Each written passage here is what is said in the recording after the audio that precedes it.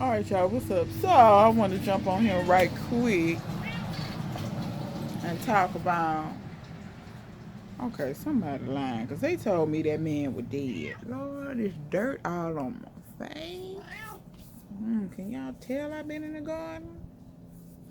Anyway, so uh, yeah, I wanted to talk about sustainability. Okay, and this is I think I'm gonna make this part of the beginning gardener series. And I'm gonna go back and relook at the topics I discussed and see if this fits with any of the other topics, and make it either expanded something. I don't know. I'm gonna figure something out. But yeah, so sustainability in gardening. Yeah, there is. There's a million ways to do all kinds of stuff uh, as far as gardening. However, um, I won't lie. I see a lot of people on YouTube, and I just be like, y'all doing all that? And I'm gonna do another video as well. Talking about how some of this stuff will actually cause you to get burned out. Cause I honestly, when I hear people talk about being burned out in the garden and they can't wait till fall so they can take a break and all this kind of stuff, I often wonder, maybe you feel that way because some of your practices you just doing too much. But that's gonna be another video. I mean, that kind of lends itself to sustainability a little bit, but not completely. So, sustainability. What does that mean? So, I know everybody's reason for gardening is different. My reasoning for gardening is multiple reasons. I'm back. Had a neighbor drop by. Anyway, everybody's reason for gardening is different, and one of my many reasons is I want to lower my food bills. It is what it is. Um, the lower you can, the further you can live under your means, the further your money goes. Point blank. Period. Especially when you're talking about somebody like me who would like to retire at some point. You can't retire if you spend every dime that you have.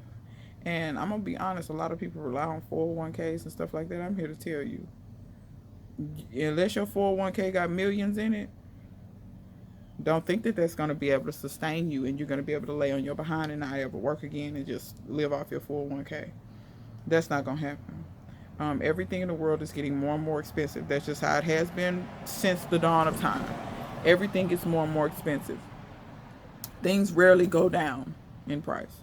It just is what it is. So the less you spend now is more that you can tuck away. More that you can tuck away means better you'll live during retirement. Now, if you want to work for the rest of your life, or if you one of them people that what you do for a living is not, you don't consider it a job because you enjoy it so much and you probably will do it for a long, long time, I'm not talking about you. I'm talking about the vast majority of people who are out here working a job and slaving for somebody else, and they know that all they got is a 401k, and you need to be tucking your money away. And one of the ways you can do that is to live below your means. Now, I know we live in a world where people like to floss and all this kind of stuff. They want to go buy $1,000 phones because what this new iPhone is, 1,200, 1,500, whatever it is, they out of their mind. Out of their mind. There's no way I pay that for something I put in my pocket. So no. Um. So yeah, I wanted to lower my food bills. I mean, I consciously work to lower all my bills because I got some improvements coming on this house that's gonna lower this light bill even more than what it is. Um. But yeah, it's just like if you're spending a whole lot of money in the garden, that's more that it's costing you at the end of the day. For instance, if I take a tomato plant and I buy $20 in fertilizer, at the end of the season, if I get 20 pounds of tomatoes, I paid $1 a pound. And that's not even figuring in the water that I used. If you use city water, you're paying for your water. If you use rainwater, You're not paying for your water. That's one of the reasons I use rainwater and any other free water I can get that is okay to use on plants. Um, because I'm trying to keep my bills down. If I run my water bill up to $400 a month, trying to water a garden, that's making the stuff I'm growing cost even more. If I'm running my light bill up, trying to run various things in the garden, or use different implements in the garden, that's costing me more. If I gotta buy $200 trellises or gardening beds that cost me $500-$600, not true enough. Things like beds that you put in, trellises you put in, that stuff over time, you're gonna keep it for years and years. I do understand there's an initial investment, and I talked about that in my gardening video, beginning gardening series video, where I talked about what did you want to grow in. Um, I talked about all that. Of course, it's a beginning investment. However, people probably look at me and say, "Why am I growing in tires?" Because they free. I love it when my investment is zero. Zero. Love it. Can't get no better than zero. Same thing with my bamboo poles. Are they the prettiest thing in the world? Nope. How much they cost? Free. My neighbor wished to hell he hadn't planted that bamboo in his yard. But I go over there and I can cut down as much as I want, whenever I want, however I want. Free. You see what I'm saying? Now, did I spend money on my cinder block bed? Yes. Cinder blocks are roughly $1.50 a piece. I think all of those blocks cost me, all them blocks cost me less than $40. I think it was 30 something and some change. However, you can do these methods where you just take dirt and mound it up. You know what I'm saying? Turf did a video where he showed, you build a bed and you put the dirt in, and later on you remove it. And that's a good idea, because then you can take the wood frames and later on you can move and make you another bed. But at the end of the day, your bed is pretty much just a mound of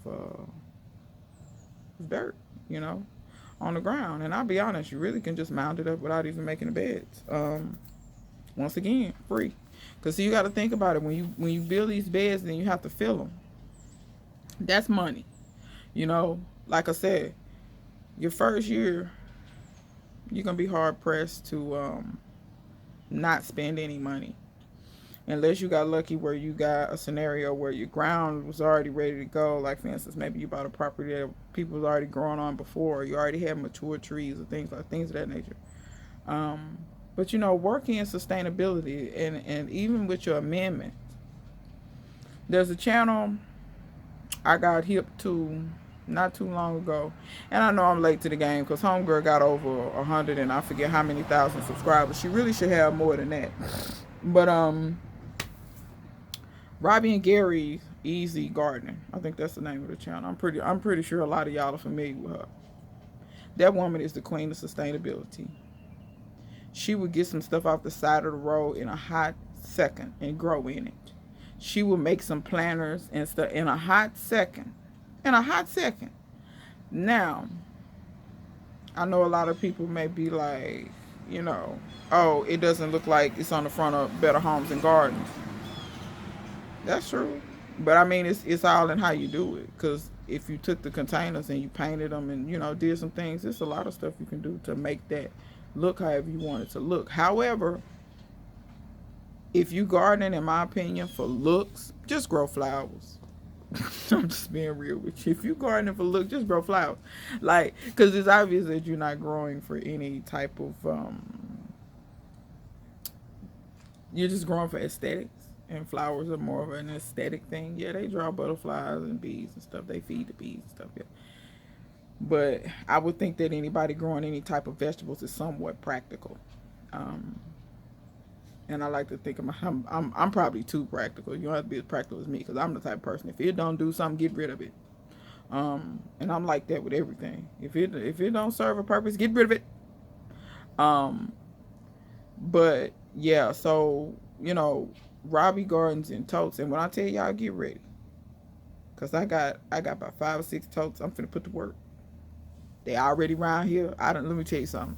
Tote said stuff in it. I said, oh, they got stuff. What's in here? Do I need this? Trash, trash. I was scared because all I could see was my plants growing in them totes, and I didn't have to spend no money.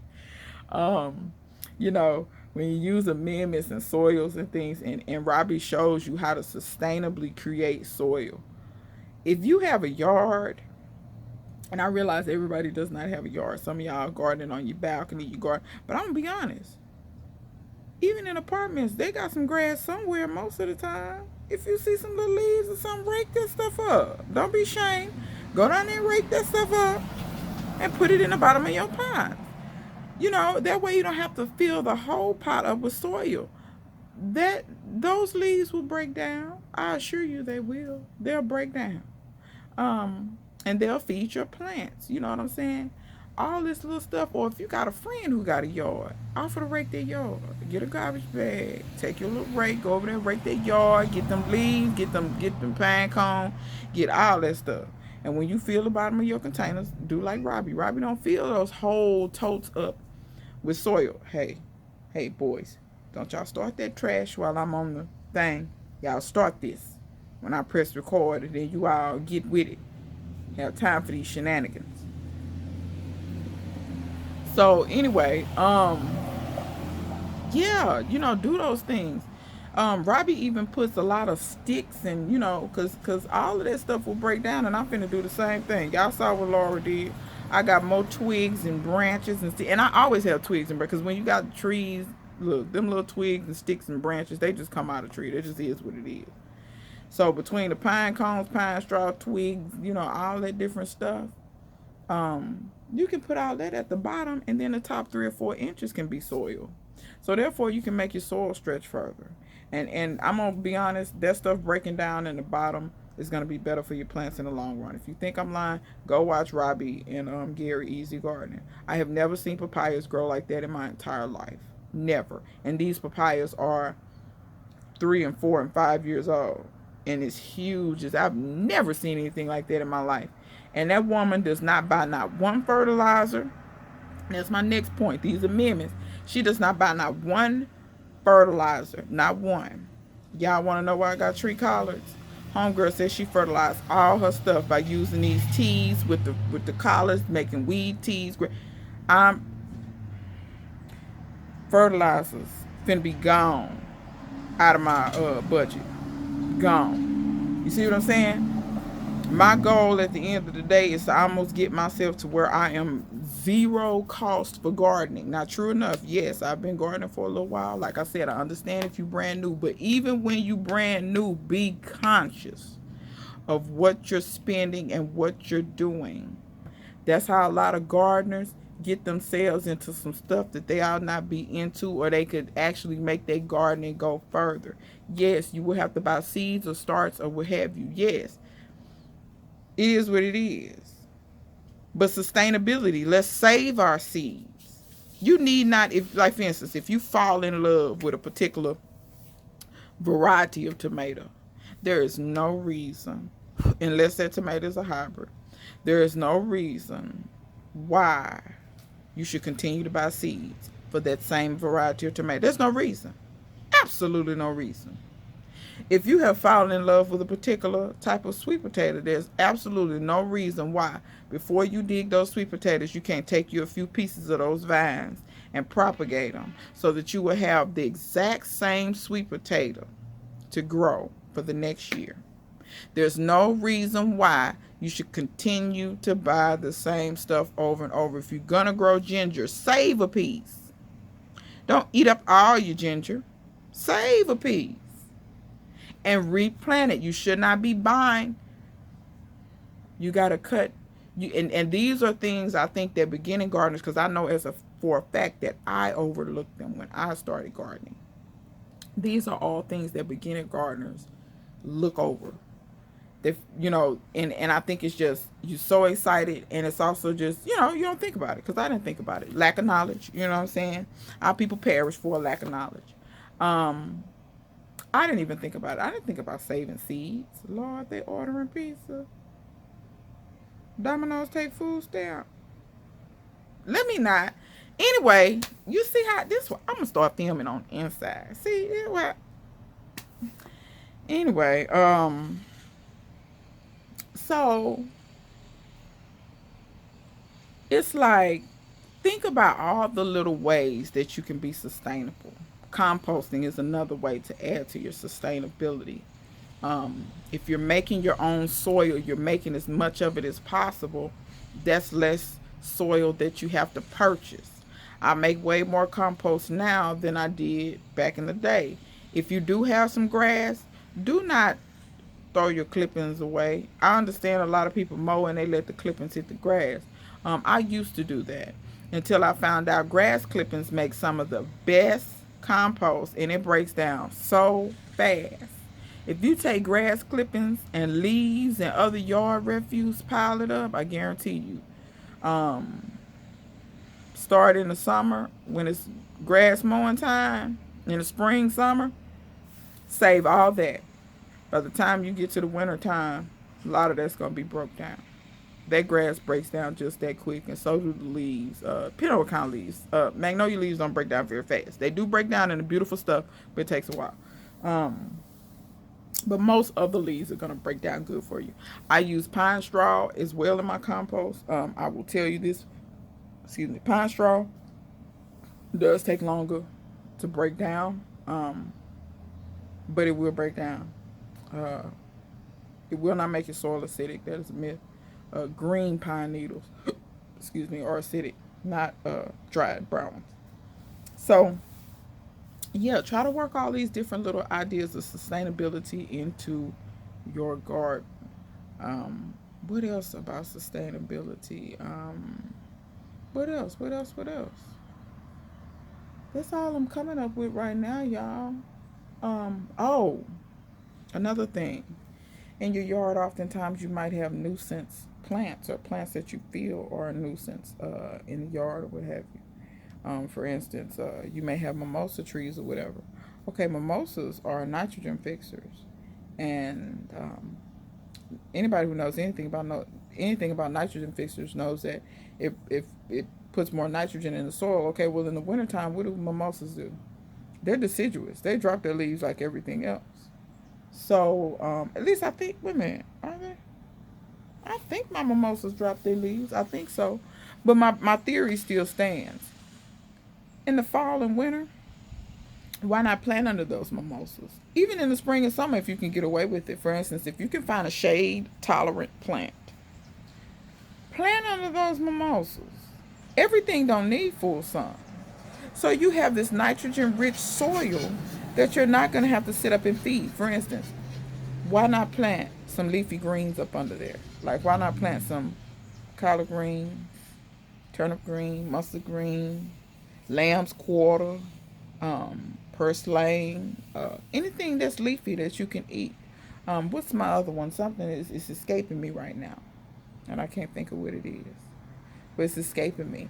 And I should do an experiment. I may try to plant me some sweet peppers. I won't lie, where my mimosa is growing, that ground is, ooh, it's tough. I'm going to have to break it up or something. But I might try growing some sweet potatoes under there. And sweet potatoes don't need a lot of food. But the little bit of nitrogen that that tree is giving off may be just enough. I mean, I have to feed them at all. I mean, I fed mine a little bit, but I didn't feed them much. So, yeah, like, all that kind of stuff. Think about that. Also with mimosas. If you just hate that mimosa that much, if you know anything about them, you know how fast they grow.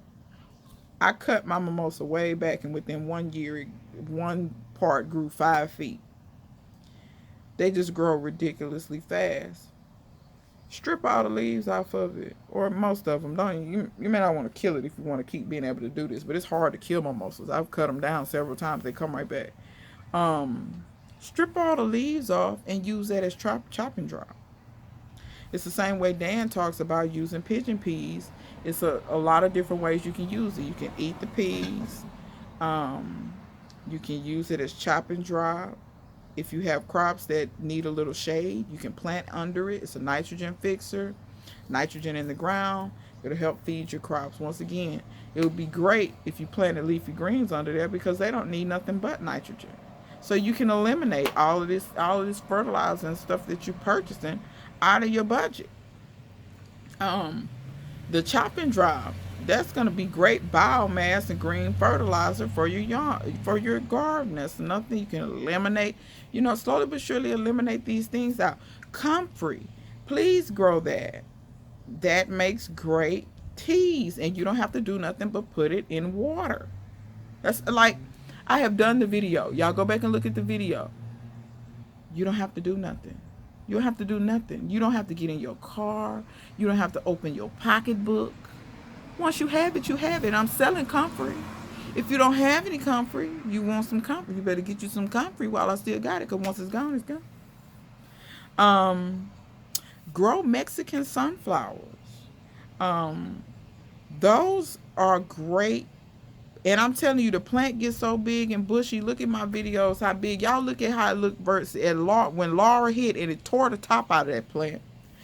And then look at my more recent videos, how big and bushy it's gotten. And it ain't even flowered yet. I just been taking the leaves and making tea and doing chopping, dropping, all that kind of stuff. And I have not fed that thing once. I have not watered it once. I take that back.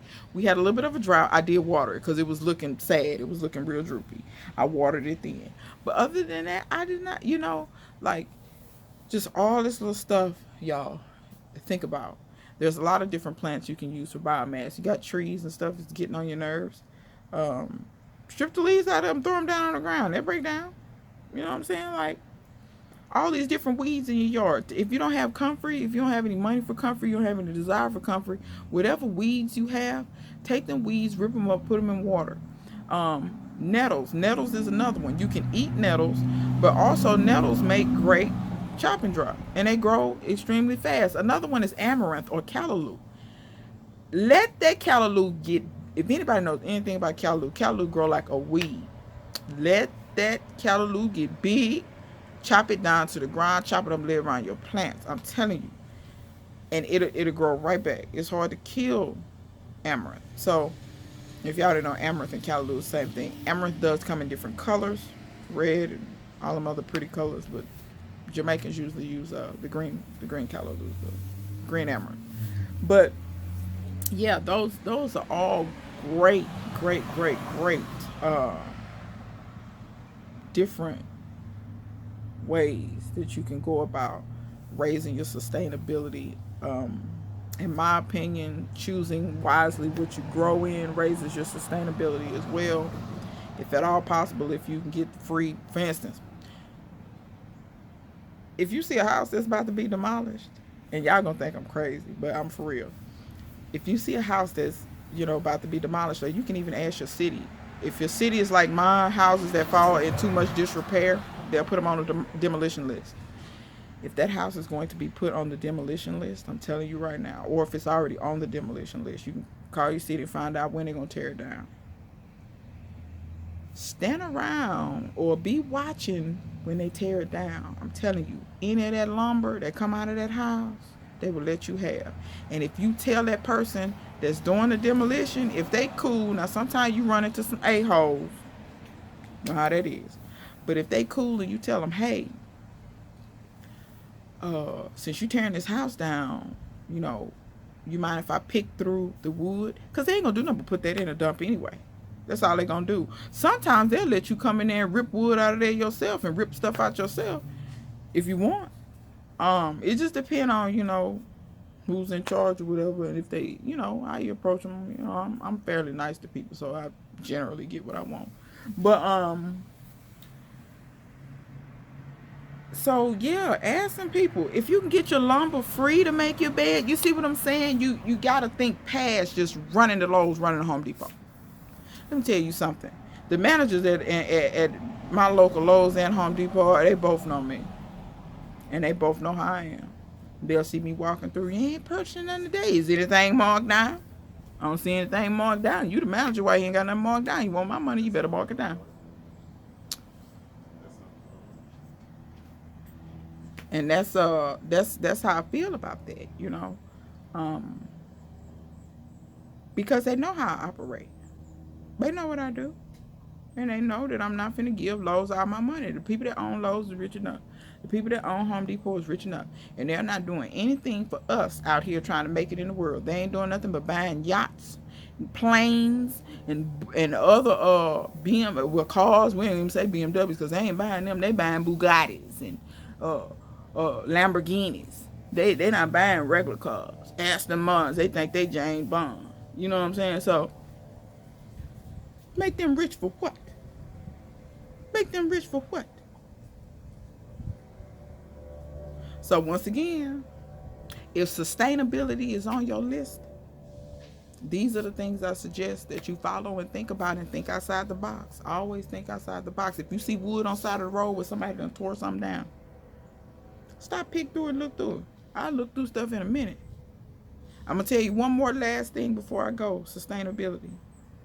A lot of time, if you ain't got no truck, and I know y'all going to say, what? Spend money on a truck? Yes. Especially if you own a home. Get you a truck. Even if it's a beater.